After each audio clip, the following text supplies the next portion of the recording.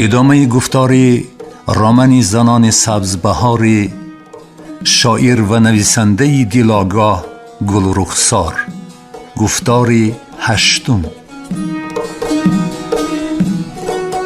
هرچند پس از رحلت مامای خاصه در دیه کسی نمرده بود، برف بلند بود و در قبرستان خار و زار دیه پیدا کردن قبر مخاطب کاری آسان نبود. تا برآمدن دم گرم هوا انتظار شدند. اکنون که از روی بام‌های بی برف حوری هوای بهاری میخیست، در قبرستان نیز برف پس شده بود. میرویم دوگانه، پناهمان به خدا. پیش درآ. امر کرد به نشانکی کودک را آغوش کرده بود و هیچ میلی سوی قبرستان رفتن را نداشت. خیریه کمپری مهربان و رموزفهم را با نبیره و دخترش با دعا و فاتحه به مزار گسیلانده گشته و برگشته تأکید کرد. مامای خاصه را از جانب من زاری و التجا کن که شمالش گشته گیرد. خاصه آدمی خوب بود، بگو که مردهش آدمگری را فراموش نکند. از جانب من علایده در سری قبرش فاتحه بخوان. با رحمتی طرز گفتگو بکن که آزار نیابد و شب در خوابم مرا نترساند. میگویم، البته میگویم. خودم هم به خاصه گپ دارم، گفت مرجان سلفیده و کلویده. خدا رحمتش را از کمپیر و همه مرده های مزار طریق ندارد. آمین آمین. یک دستش را بروی کشید عاجزه که درون میگریست. کمپیر مرجان اصحاب دست از پیش نشانه در آغوش کودک پشته مزار را بالا شدند. کمپیر دامن جامهش را برزده با عصا برف را چین کنان از بین پشته های خرد و بزرگ، گورهای نو و کهنه، از مرده های یک روزه و 1000 سالانه عذرخواهان سوی قبر کمپیری خاصه راه می کشاد. نشانه طفل پرپیش را در آغوشش زیر کرده افطان و خیزان از پی او می دوید. کمپیر خود به خود گپ می زد. چون هم صحبت نیابد عقیده و اندیشهش را به خودش اظهار می کرد. میسه خدا رحمتش کند بیهوده به مردخانه رفته است. خاصه را جایش جنت شود به بد و نیکی عالم اصلا کار نداشت. دست کشاد و دل صاف بود. در زندگی آخرتش را آباد کرد. خوب نشده است شمال مردهش به زنی حامله رسیده است. کمپیر یک بار سری گوری نشسته دعا و فاتحه کرد و همچنان سبک برخاسته راهش را دوام داد. گویا مرده ها او را میشنیده باشند. با آوازی بلند گفت: خاصه هرچند به اهل سبزبهار حق مادری داشت، بالله که ارواحش از زن دو جان نمی رنجید. برای چی رنجد؟ آدم بهار که دارد بی خزان نیست. یکی می مرد، دیگری تولد می شود. اوف، 100 اوفی عمر خزانم. کمپیر به پشته برفپوش پیش پا خورده کلوید. از گناهم گذار بنده خدا. عذر پرسید از مرده 100 ساله، شاید 1000 ساله. کمپیر اکنون با احتیاط راه می رفت. گورها همه یکسان بودند به جز مقبره سنگ دیواری بین مزار. مقبره هم شکوهی نظرگیر نداشت، اما دیوار بلندش دلالت میکرد که انسانی آنجا خفته که اصل و نسبش را کسی یاد ندارد. از ساکنان وادی خاموشان فرق دارد. شاید صاحب همین زمین نخستین گوری این خاکدان هم شاید صاحب همین مرقد باشد. شاید مدرس عالمی شاعری قلندری بوده است. شرح این مسئله را کمپیر همدان به گردن گرفتنی نبود. میدانست تا او به مقبره تعظیم و احترام داشتند بعد نیز چنان خواهد بود. کمپیر با عزتی بیمالود سوی مقبره زیر چشم نگریست. ترس داشت. اولیای خفته که گویا غیبدان بوده است مبادا اندیشه هایش را خوانده در دوزخ را بر رویش باز کند. کمپیر سری پا نشسته دعا و فاتحه خواند و سراسیمه خیسته پیش رفت. بین مدارا و مراسایش همیشه جنگ بود. جنگ بی‌مراسا و بی‌مدارا. خودش بیش از همه از این جنگ زخمی می شد. این بار نیز غیر اختیار بین مزار برف پوش اندیشه هایش بر ضد عرف و عادت های تا حال ناچار رعایه و پرستیش کردهش عصیان برداشت. پستی و بلندی، بزرگی و خردی، بقدری و بیقدری آدمان به خودشان وابسته. خواهند از خوسه شاه جهان می سازند، خواهند عالمی مدرسه دیده را خوگبان تعیین می کنند. مرجان گریبانی توبه داشت. اندیشه هایش هم به نظرش بیجا بودند و محل اندیشه هایش نیست. خود را درونکی ملامت و تهدید کرد. آی مرجان، چند جان داری؟ وقتت رسیده است. از مزار نبرآمده میموری. اما لجام اندیشه هایش در دست خودش نبود. گوری سابق رئیس جماعت طاهری خارکش نمایان شد و سمندی سرکش خیال کمپیر را از پشت خود دور پرتافت. ای مسلمان ها، همه را مانده همین طاهری خارکش را گیریم. بعد مرده یا نیک میگویند یا هیچ چیز نمیگویند، یا رحمت میگویند. خدا رحمتش کن. شانه 7 پشتش از خارکشی خونشار به تگ زمین رفت و بعد یک مجلسی گله رئیس شد.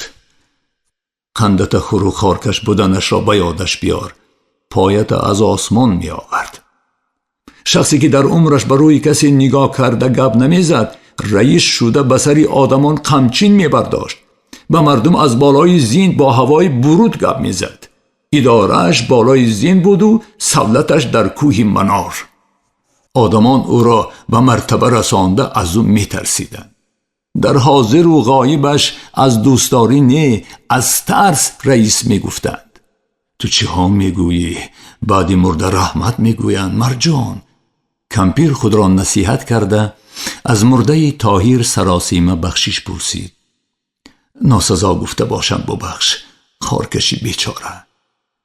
گوری طاهر از دیگر گورها اندکی فرق می کرد. تخته های قبرش از چوب زرنگ بودند. عقل عصیانگر غرور پاکیزه مرجان نگذاشت در مرقد آدمی که دوری بسرش قمچین برداشته بود دعا و فاتحه کند. کاری را که دلخواهش نبود نه به خود نه به دیگران روا نمیدید. از خاک بیرون بسیار بی‌عدالتی ها را دیده نابرابری های نهاد خاک را نیز بخشیدنی نبود. دلی کمپیر پیشکی به مرده فقیرانه خودش سوخت. نمرده پیشکی می دانست که تخته های گورش چوب زرنگ نی، بیدی مثل خودش بی ثمر خواهد بود. کمپیر دریافت که از دمی وارد شدنش به مزار بی اختیار برای خود گور جا می کابد. عاقبت نگاهش تگی سفیدار بلندی را قبر جاگه انتخاب کرد. حجره آخرتم باید زیر همین سفیدار باشد. ای خدای، در دنیا یگان قبرستان دیگر مانند قبرستان ما خار و زار باشد. پایش را از سوراخی قبر کهنه با عذاب کشیده غرغر کرد کمپیر.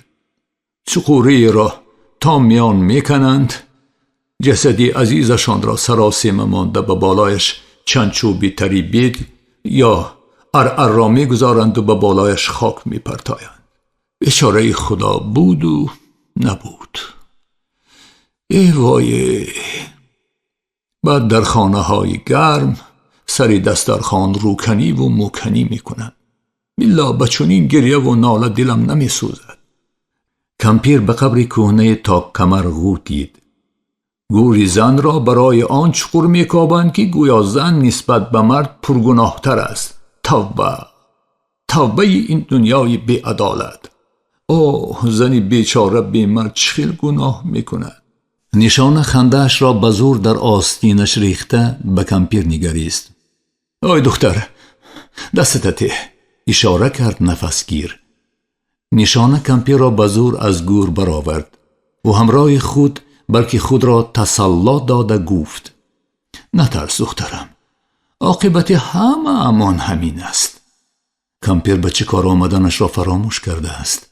اندیشید نشانه که از تری و خستگی مجالی راه رفتن نداشت. در سر هر قبر دعا و فاتحه کردن شرط است. برای همه یک فاتحه باشد بس است. مرجان به چیکار آمدنش را فراموش نکرده بود. آنها در تکیه درختی عظیمی که بالای غور تیپه افتاده بود چندی نفس راست کردند. چشم دختر به سراغ یک گوری کهنه افتاد که اندرونش زمزمه تبسمی دندان نما می نمود. او سراسیمه از جای خیست. همراهش سبب شتاب دختر را فهمیده چقان شد. حیفی آدمی زاد، حیفی امید و آرزوهای آدم همه خاک می شود. خاکی سیاه. اوفه. شلپر و سراپاتر عاقبت مرقد ماما دایه را که باعث سرسانی و سرگردانیشان شده بود پیدا کردند. کمپیر طفل گریان را چند بار گردی گور گرداند. سپس پرپیچ را بالای پشته برفی نهاده جدی از مرده خواهش کرد که شمالش را از تن و جان یتیمکی بیچاره گیرد. نشانه طاقت نکرده کودک را از روی گور برداشت. نترس جان بیبی، روزش پر شود در پخته پیچانی هم از دست می رود. اون نمی میرد، مرد می شود. تو و مادرت را صاحب درک می شود، گفت کمپیر و چون به یادش آمد که دختر گپش را نمی فهمد آه کشید. راه بازگشت را نزدیک کردنی شده قدقدی باره پایان خمیدند. روبرویشان گوری بلند تپه‌ای از دور نمایان شد. دستی آهنینی 5 انگشتش را بالا برداشته گویا از عالم و آدم حسرتی بودن صاحبی تربت را عرض می کرد. در خاده بلند بالای پرچه متای رنگ پریده کبوتری هنگام پرواز تیر خورده نقش داشت که در بالی شکستهش علمی گلدوزی کرده بودند. نشان قبر اپه‌اش را شناخته پایهایش سوس شدند. گویا زمین می کشیده باشدش روی تپه خاک بیمدار خم شد. کمپیر را که حالش از حال دختر به نبود کودک را از دستش گرفت. نشانه گور را آغوش کرده سر بر روی پشته برفین گذاشت. گویا به تپش دل اپه‌اش گوش می داده باشد. رخسارش را به مرقدی سخت زیر کرد. شانه های دختری لال پنجه هایش می لرزید. کمپیر بجای خواهری لال و کودکی معصوم آواز انداخت. مادری حسرتی را از آمدن پسری روی نادید و خواهرکی بیچاره‌اش خبردار می کرد و می گریست. ای آچه جان، چرا کلانم کردی؟ شیرم دادی، ستم به جانم کردی. نه، شیرت نچشیدم آچه جان، ناسیرم آچه جان، تشنم آچه جان، یتیمم آچه جان. میسه پژمرده خاله، عروسی سیاه پیچه خاله، طفلکت آچه بینی آمده است، به چارباغ مادر مهمانی آمده است، یادت کرده است، سراغت آمده است. خیز شیری نرد را بین، یتیمت به جای مادر گوری برف پوشد را آغوش می کند. بیدی سری گورت آچه می گوید وا علمی علمی، خاک بر سری دنیای بی وفا، آتش در سری مرگی نامرد. کمپیری گریان نفسگیر می شد.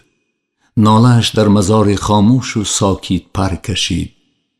طفلی گرسنه و خنک خورده به گریه او همراه شد. زاغها از شاخه های عریان به مهمانهای ناخوانده مکان خاموشان کنجکاوانه نگریسته قرقر صدا می برآوردند.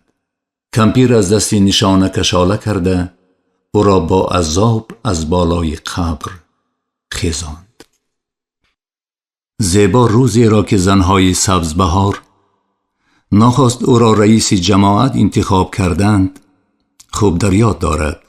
وقتی فهمید که چگونه او را زنان به او عروس کرده اند به سیاست مداری آنان قائل شد.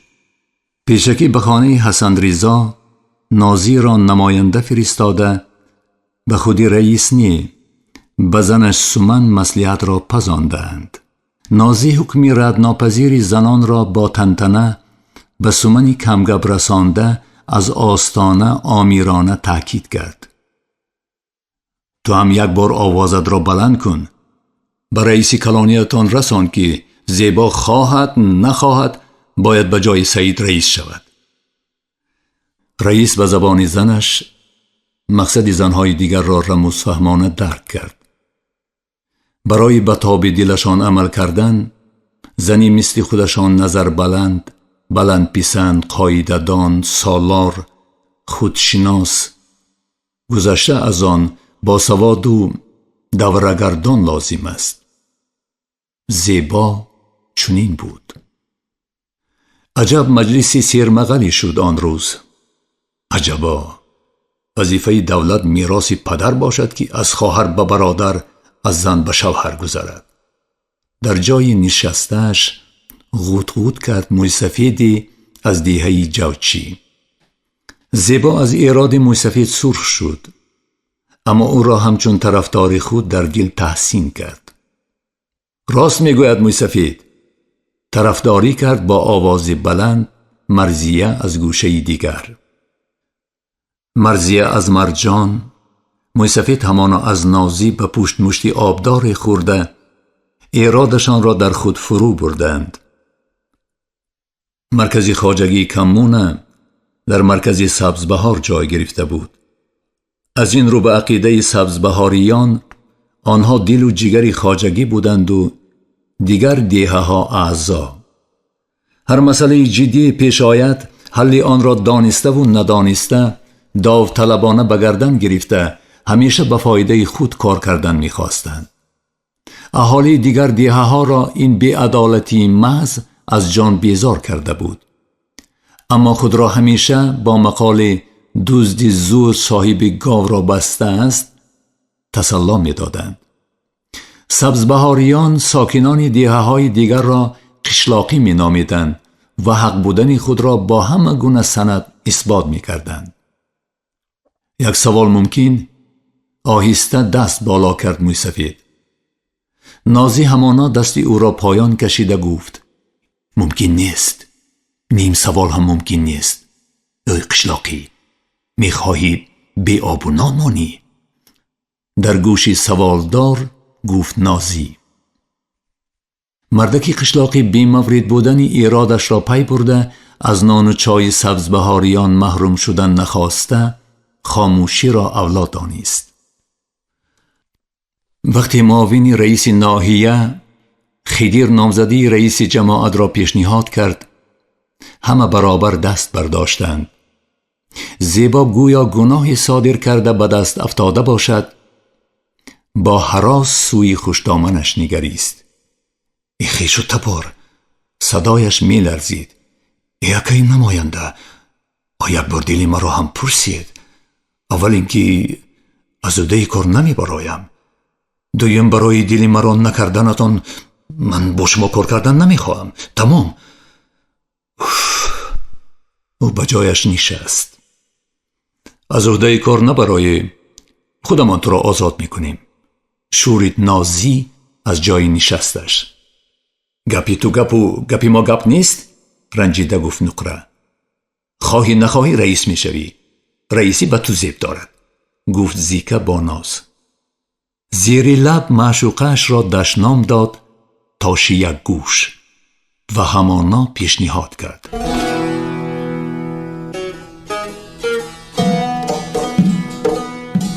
انجام گفتاری هشتم رامن زنان سبزبهار گل رخسار. در آماده نمودن گفتار اینها سهم گذاشتند: شهاب الدین حق نظر، محمد جان شادی، طالب محمود.